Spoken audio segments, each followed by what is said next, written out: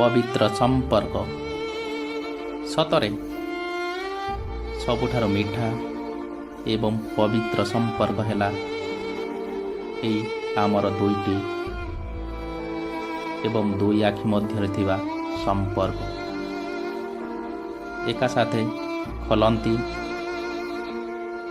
ଏକା ସାଥେ ବନ୍ଦ ହୁଅନ୍ତି, ଏକା ସାଥେ ଦୁଃଖ ସୁଖ ହୁଅନ୍ତି, ଏକା ସାଥେ କାନ୍ଦନ୍ତି ଆଉ ଏକା ସାଥେ ଶୋଇ ଯାଆନ୍ତି। ପୁଣି ଏ ଦୁଇ ଜଣ ଜଣକୁ ନ ଦେଖିଲେ ବି ସାରା ଜୀବନ ଏହି ପବିତ୍ର ସମ୍ପର୍କକୁ ବଜାଇ ରଖନ୍ତି। କାରଣ ଏହି ହେଉଛି ପବିତ୍ର ସମ୍ପର୍କ, ଏହି ହେଉଛି ନିରାଟ ସତ୍ୟ। ଏବଂ ଯଦି ଆପଣମାନଙ୍କୁ ମୁଁ ଠିକ୍ କଥା କହିଛି ନା, ତାହେଲେ ମୋ ଭିଡ଼ିଓକୁ ଟିକେ ଲାଇକ୍ କରନ୍ତୁ, ସେୟାର କରନ୍ତୁ, କମେଣ୍ଟ କରନ୍ତୁ, ସବସ୍କ୍ରାଇବ୍ କରନ୍ତୁ। ଜୟ ଜଗନ୍ନାଥ। ଏ ଦୁନିଆରେ ସବୁଠାରୁ ବଡ଼ ଯାଦୁକର କ'ଣ ଜାଣିଛ ସାଙ୍ଗମାନେ?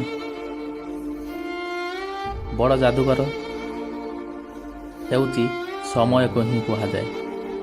କାହିଁକି ନା ସେ ନିଜ ବଦଳିବା ସହ ଲୋକମାନଙ୍କୁ ମଧ୍ୟ ତା ସମୟ ସହିତ ବଦଳାଇ ଦେଇଥାଏ। ଏ ହେଉଛି ନିରାଟ ସତ୍ୟ। ଯଦି ଆପଣଙ୍କର ପାଖରେ ଠିକ୍ ସମୟ ଅଛି ନା, ତାହେଲେ ଆପଣଙ୍କର ସବୁ ଖୁସି ଦୁଃଖ ସୁଖ ସବୁ ଠିକ୍ ଥାଏ। କିନ୍ତୁ ଯଦି ଆପଣଙ୍କର ସମୟ ଯଦି ଠିକ୍ ନାହିଁ ନା, ଆପଣଙ୍କୁ ଲୁହ ଛଡ଼ା ଅନ୍ୟ କିଛି ମିଳିବ ନାହିଁ। ସେଥିପାଇଁ କୁହାଯାଇଛି ଏ ଦୁନିଆର ସବୁଠୁ ବଡ଼ ଯାଦୁକର ହେଉଛି ଏଇ ସମୟ। ଏଇ ହେଉଛି ନିରାଟ ସତ୍ୟ ବଚନ। ଜୟ ଜଗନ୍ନାଥ ସାଙ୍ଗମାନେ। ବେଳ ଥାଉ ଉପାୟ ନକଲେ ଜୀବନଟା ଶୂନ୍ୟ ମରୁଭୂମି ବୋଲି ଏବଂ ମରୁଭୂମି ପରି ପାଲଟି ଯାଇଥାଏ।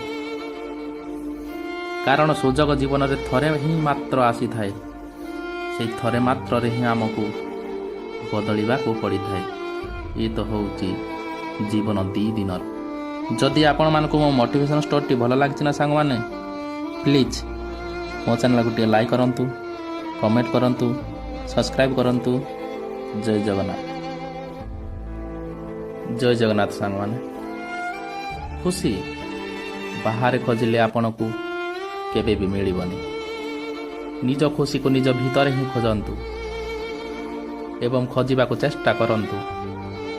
କାରଣ ନିଜ ଖୁସି ପାଇଁ ଅନ୍ୟ ଉପରେ ଆଶା ରଖିଲେ ଲୁହ ଛଡ଼ା ଅନ୍ୟ କିଛି ମିଳିବ ନାହିଁ।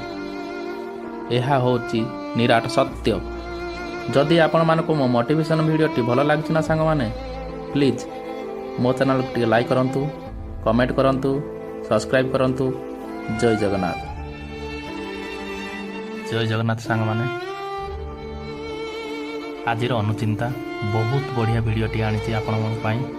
କିଛି ଶିକ୍ଷା, ପ୍ଲିଜ୍ ଏଣ୍ଡ ତକ ଦେଖନ୍ତୁ, ସ୍କିପ୍ ଜମା କରନ୍ତୁ ନାହିଁ। ଚାଲନ୍ତୁ ଆଜିର ଅନୁଚିନ୍ତା। ଗୀତାରେ ଭଗବାନ ଶ୍ରୀକୃଷ୍ଣ କହିଛନ୍ତି, ମୁଁ କାହାର ଭାଗ୍ୟ ତିଆରି କରେ ନାହିଁ।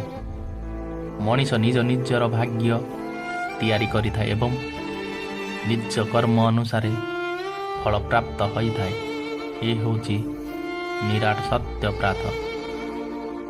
ତୁମେ ଆଜି ଯାହା କରୁଛ ତାହାର ଫଳ ତୁମକୁ କାଲି ପ୍ରାପ୍ତ ହେବ, ଏହା ସୁନିଶ୍ଚିତ। ଏବଂ ଆଜି ଯାହା ତୁମର ଭାଗ୍ୟରେ ଅଛି ତାହା ପୂର୍ବରୁ କରାଯାଇଥିବା କର୍ମର ଫଳ ଅଟେ। ଏ ହେଉଛି ନିରାଟ ସତ୍ୟ।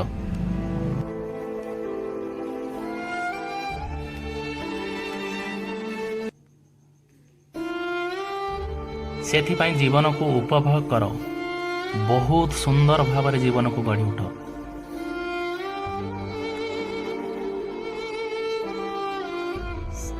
ନିଜେ ହସ ଏବଂ ଅନ୍ୟକୁ ହସାଅ। ରାଗ ଏବଂ ହିଂସା ଛାଡ଼।